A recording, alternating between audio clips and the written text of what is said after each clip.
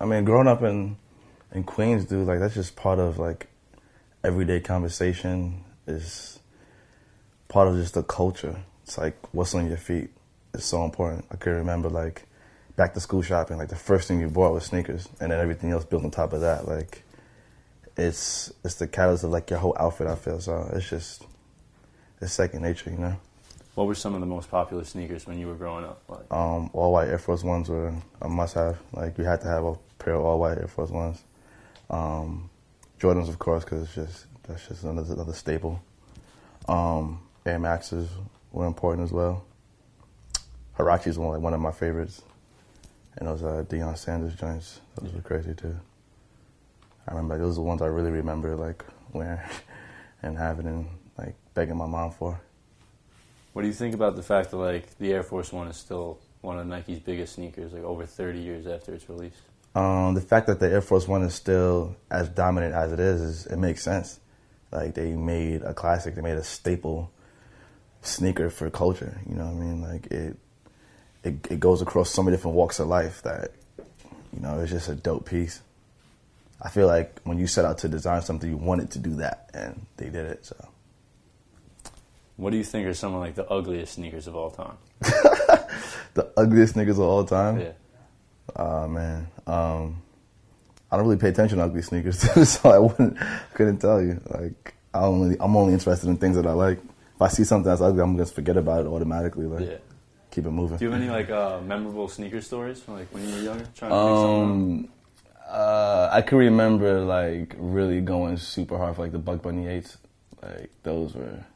I went hard for those. Like I can remember those was one of my like favorite joints. So like just growing up, I was like I needed those for some reason, you know.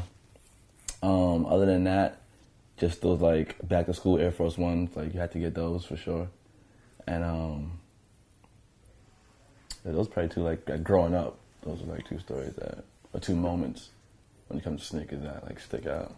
Is there a particular pair in mind like of sneakers besides Air Force Ones that kind of like really you could trace back like being a sneakerhead to like that pair?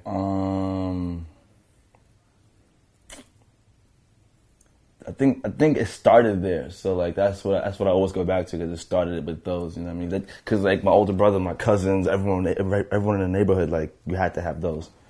You know, so. For sure. So right now you're wearing Nike SB SOMP. It's always Nike, man. Always, of course. Always. Could you talk a little bit about the kicks, like kind of like what went into creating them and stuff like that? I went with like the Dunk High. Like I started riding in these sneakers like maybe like 2.5 years ago, and ever since I was like at first I was kind of skeptical about them. I was like I don't really know, but I got put them on and like started to actually like riding them every single day, and they just made sense. Like just being like a high top shoe, protection for the ankle when I'm out riding my bike and whatnot. And I just fell like in love with this shoe. Like one of my favorite shoes of all time is the Jordan 1. So it's like super close to that silhouette, you know. So I was like, cool, like this shoe just makes sense for me. It's a shoe that I could wear like when I'm on my bike, when I'm off my bike. So when the opportunity to do a colorway came about, like it just was automatic. Like I want to do the Dunk High. Like that's my joint right now. That's what I'm riding in. That's what I'm in love with. That's what feels good on my pedal. So we went with that, and it was like a super, super intense process as well.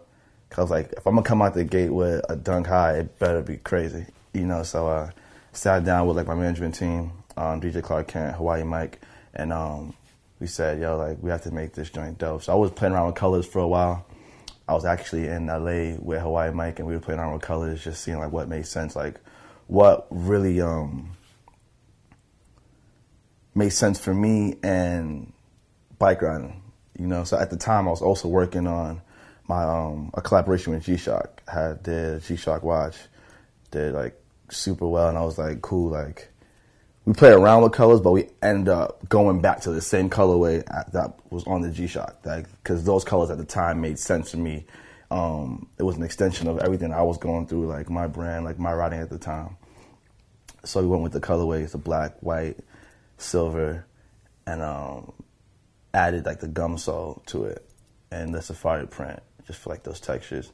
And like the gum sole made so much sense to me because it's a classic sole period, but as well as the functionality side, like it's really well on my bicycle pedal, you know. So the shoe like really took on this like rugged meets luxury, and I wanted to get that point across. So as a unit, we came together, and that's what we came up with. Could you speak about any colorways that maybe didn't make the final cut? I was thinking about doing like an all gray. Pretty much like the gum sole for sure, the white midsole, the silver swoosh, the safari print where it was going to be all gray instead of all black, but the black just made sense because I said like it matched my watch, you know. And since we had like the silver swoosh already, like I said, let me just go with the black to like really make that swoosh pop.